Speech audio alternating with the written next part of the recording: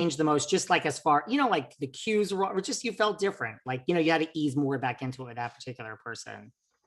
No, I mean, I think because I know Andrea was really nervous because she had completely walked away from the business really after Full House. She was like, I'm good.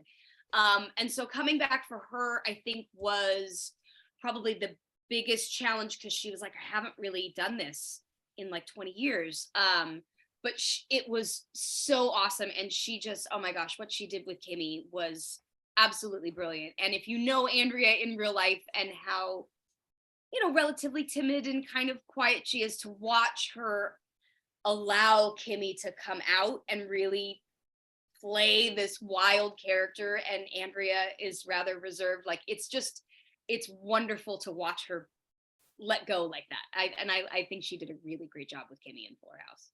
It was brilliant, and Yeah. everyone that was, what do you think, the success of this show, Full House, Fuller House, like, what do you think it is? Like, why, like you said, the fans were clamoring for this for literally 20 years since the day it went off. And like, what do you think it is that people just can't get enough?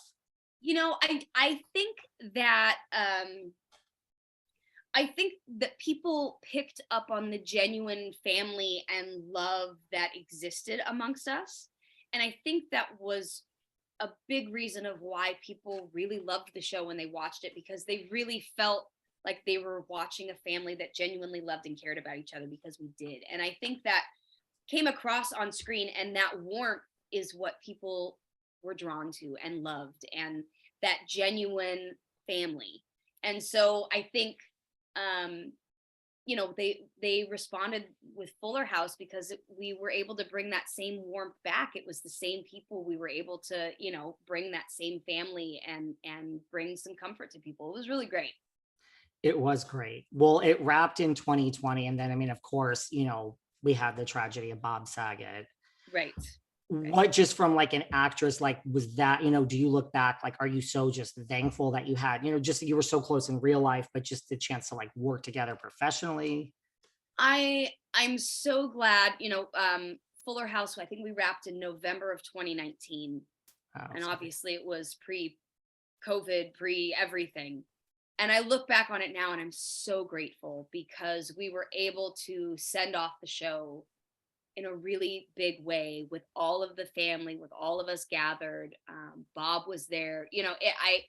I just, I really treasure those moments. Like, there's some really special times with everyone coming back as adults for Fuller. And yeah, I'm so glad that we got to do that and got to give audiences that, because we're not always guaranteed everything. So I'm glad that people got to see us all work together. And I had so much fun with Bob. Oh my God. I became Bob in that I was kind of always the one cracking jokes and being a wise ass on set. And that was always what Bob was doing. And so, yeah, I just realized I sort of slid right into the Bob position of being the inappropriate one on set. More so than like Candiace or Andrea or anyone Oh, else for at the sure. show. Oh, yeah. I definitely, I mean, I love, I have a much more adult sense of humor. So yeah, I was always, causing trouble and telling jokes that made Candiace turn bright red. And then did you, in a full circle moment, think of that? Because, like, we all heard about, like, Bob would crack those jokes, and then you Right. guys were kids, but it was all Oh, like, did for you think sure. of your... I realized many a time I was like, oh, yep, just said that. Yep, did that in front of the kid. I mean, I would try and be conscious of it. But yeah, there's sometimes, we all have those moments where we're like, oh, yeah, well, there was that moment. I love it. And before we But I move turned on, out fine, and I have a good sense of humor. So I'd like to think that I was doing the same for our kids. you were just continuing the legacy, right? Exactly. It was just a family tradition. Well, before we move on, we don't need to harp on this too much, but like, the world suffered this loss, but he was like your TV dad. Like, how are you doing? I mean, it's still pretty recent. Oh man.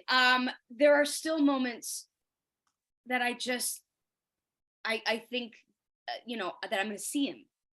If the cast gets together or we're somewhere, I'll see someone, tall, dark hair, and I'm, oh, it's that thing when someone passes, the places that you expect to see them and you don't, feel a little hollow. But I'm so grateful that the Full House family was together and we were able to all come together, Mary-Kate and Ashley and Dave and Bob and John and Lori and Candiace and Andrea and I. I mean, we were all able to come together and support each other through this. And he was a wonderful, wonderful human being. And I will forever miss him in text threads where he and I used to just take a joke way too far and everyone else had moved on, but Bob and I were still trying to outdo each other. I mean, just those moments, you know, of those little things that you miss. And he gave really great hugs. So I'll miss those too. It's the little things. Well, speaking of Mary-Kate and Ashley, they were not part of Fuller House. Did you actually expect them to be part of the reboot? You know, they had moved on like into the fashion world. They were so young when they did this show and when it ended. You know, I think people forget that they were only 8 years old when it ended, when it was done. Like, how much of your life do you remember before 8? And how much of it is really that, like, you know, what you want to do now necessarily. So I think people really expected something of them that, you know, they've moved on. Their interests are in a completely different realm. And they've been so incredibly successful. And I understand being like, that's not what I do. I'm not an actor. This is it, you know, not wanting to come back and do something that isn't in your comfort zone. I don't remember anything from 8 or 10 or 12, but that's a whole nother story. Right.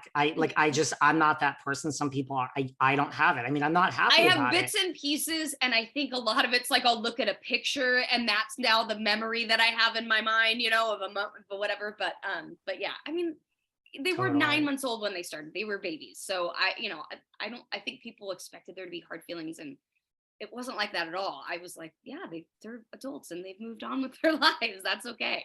Did you ever expect them? Because like John Stamos in the beginning, when he did interviews, he would say like, you know, well, just they're not there now, but maybe. And I was like, really? I mean, no disrespect to anyone, but I was like, they're not going to be. I mean, they're busy. I mean, I think John, you know, I think held out some hope. I think a few, you know, people were always hoping. And, you know, again, the door was always open to them. But that just wasn't where they were. And, you know, I will say it was really lovely to see them, although it was under such tragic circumstances. It was nice for all of us to be together.